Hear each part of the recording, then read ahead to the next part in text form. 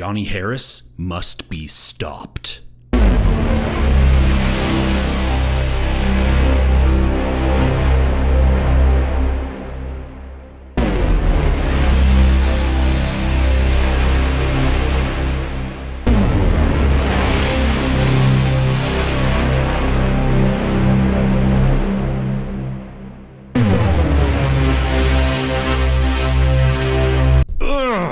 Crooked Johnny Harris, the bane of my existence. This guy, he's too nice, he's too thoughtful, too fair and balanced, too damn good looking. His research, too deep. His videos, too cinematic. Honestly, it's starting to piss me off. Oh wait, no, I'm not mad about those things, because they're true. If you're watching this, you probably already know. Johnny's one of the most talented storytellers on YouTube. And he could run laps around me on geopolitics in his sleep, while I'm wide awake and mainlining every energy and focus supplement known to man. But today, Brother Harris, you got something wrong, and I'm gonna explain why.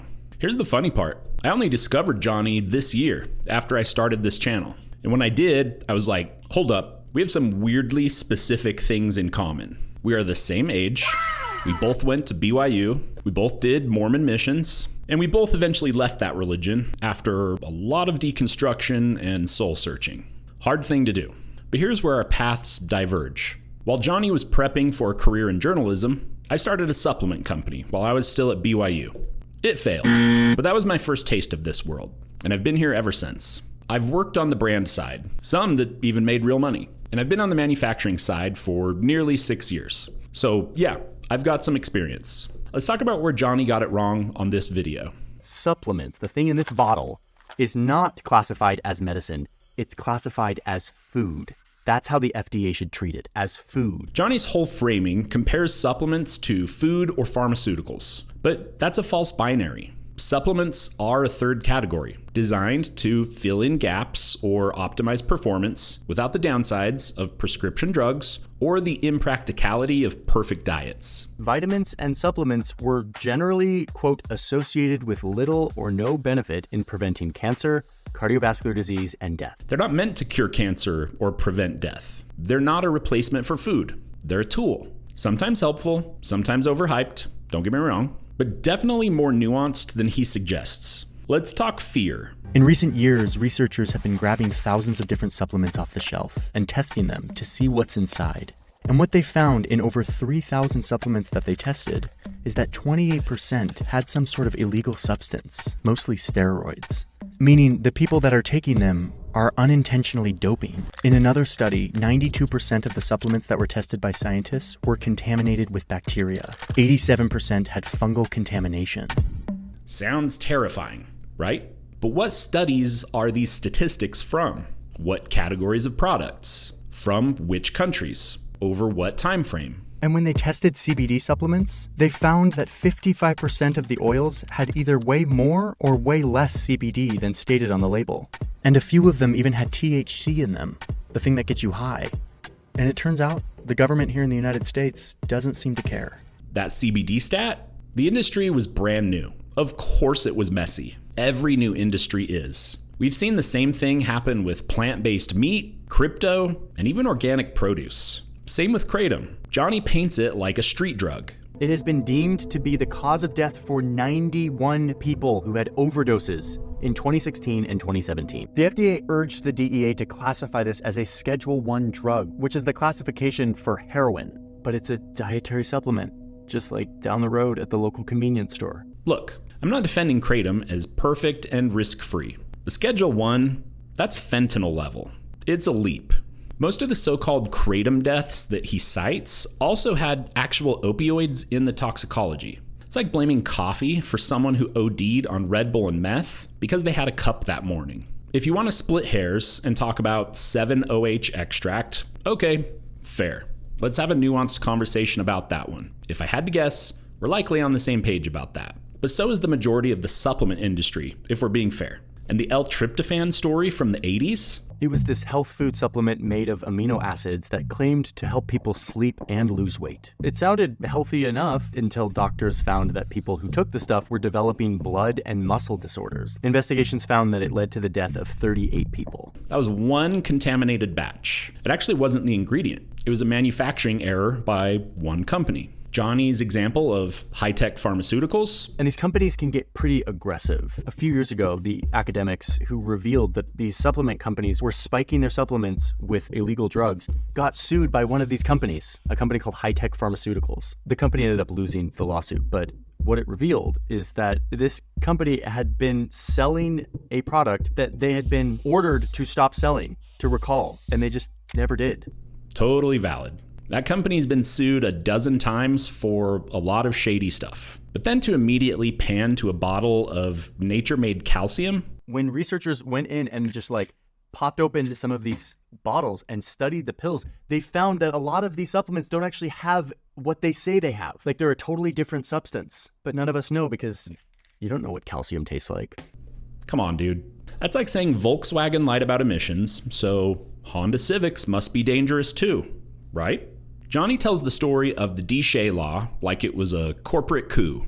Congress began drafting laws that would tighten regulation on health supplements. But as we know, whenever there's a growing industry that's making a lot of money off of selling things and the government comes in and tries to regulate them, they don't just sit back and let it happen. So what started as an attempt to regulate supplements actually turned into a law that is friendly to the industry. This law just straight up says that the federal government should not take any actions to impose unreasonable regulatory barriers towards this industry. And that would have been a more interesting story. But DSHEA gave the supplement industry something it didn't have before, a defined regulatory framework.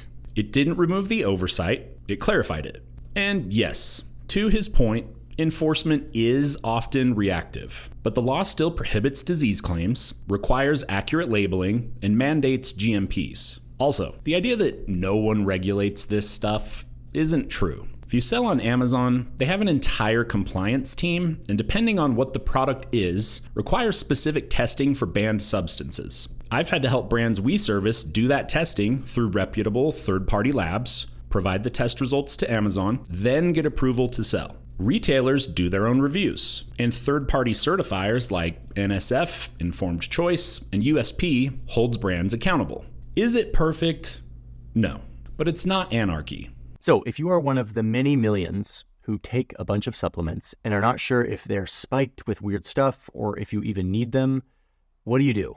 And the answer is go get your blood tested and just see if you're deficient in anything, if you actually need a dietary supplement. Johnny makes it sound like the only time supplements matter is if your blood test says you're deficient. That's overly simplistic. Doctors, while great, are historically slow on nutrition. It took forever for mainstream medicine to recommend vitamin D. Same with fish oil. Now we've got promising nutrients like C15, pentadecanoic acid, that show potential, and most MDs won't know about them for 20 years. The company that sells that, Fatty 15, has literal MDs on the founding team.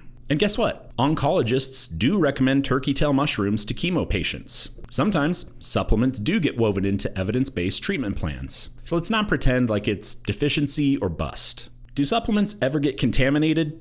Yes.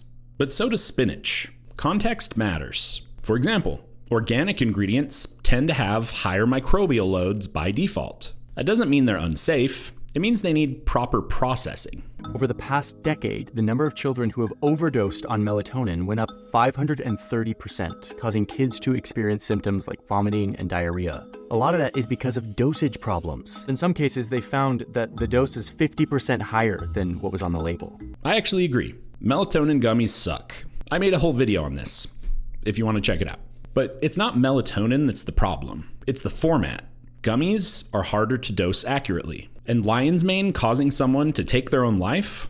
He thought it was going to give him energy and mental clarity like it says on the bottle. But instead, what he experienced was heart palpitations, sleepless nights, chronic tension headaches, a lack of emotion. One user's husband took his life after not being able to sleep, having constant panic attacks and losing his job over it. He was 43. That's a heartbreaking story. But unless we have clinical evidence, we can't leap to causation. Correlation isn't proof. We owe people better than that. Here's the part Johnny left out. Most legit supplement manufacturers, like us, are regularly audited by third-party certifiers. We follow strict GMPs. We test for heavy metals, microbes, and label accuracy. Not because the FDA makes us, but because our clients, retailers, and frankly our reputation demand it. I've done organic and GMP certifications through the state government. It took forever. We eventually moved to third-party certifiers because they were faster and better. And that's not a flex. It's a reflection of how broken government systems often are. But of course, the supplement lobby's not going to stand back. They spend over $2 million a year on lobbying, making sure that things stay the way they are. They make a lot of money off it. Johnny says the supplement industry spends $2 million a year on lobbying like it's some massive red flag. Bro. Pharma spends $300 million a year.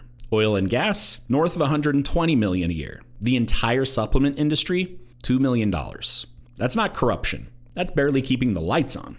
Let me be clear. Johnny makes some solid points in the video. There are bad actors. Some products are misleading, and contamination can happen. We should start with giving the FDA the authority and the resources it needs to monitor supplements so we know what's actually in them. This would mean the FDA going and conducting spot checks more often and more aggressively to make sure that this stuff is correct and that it's being manufactured in a clean way, free of contamination. I agree that we need better systems, but I don't believe just let the FDA fix it is the answer.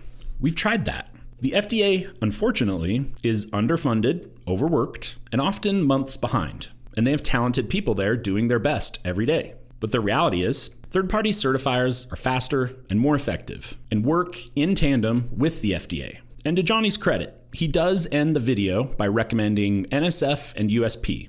I'm going to put some links in the description to third-party websites that you can go to look up your supplements, the specific supplements, and see if they've passed a high-quality standard to know if at least you're getting what it says on the bottle. I just wish he hadn't buried that in the last 30 seconds, because that's the key.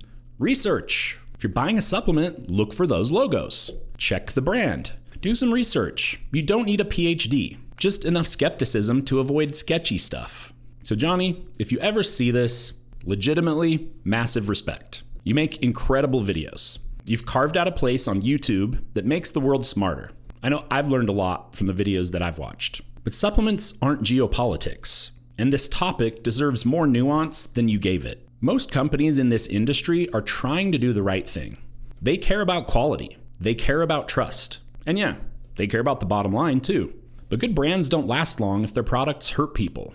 That's why I started this channel, to shine a light on what's real, what's bullshit, and what's worth your money. So here's the bottom line. Get your blood tested. Check for certifications. Trust your gut. And if something gives you sketchy vibes, don't take it. Thanks for watching Bottom Line.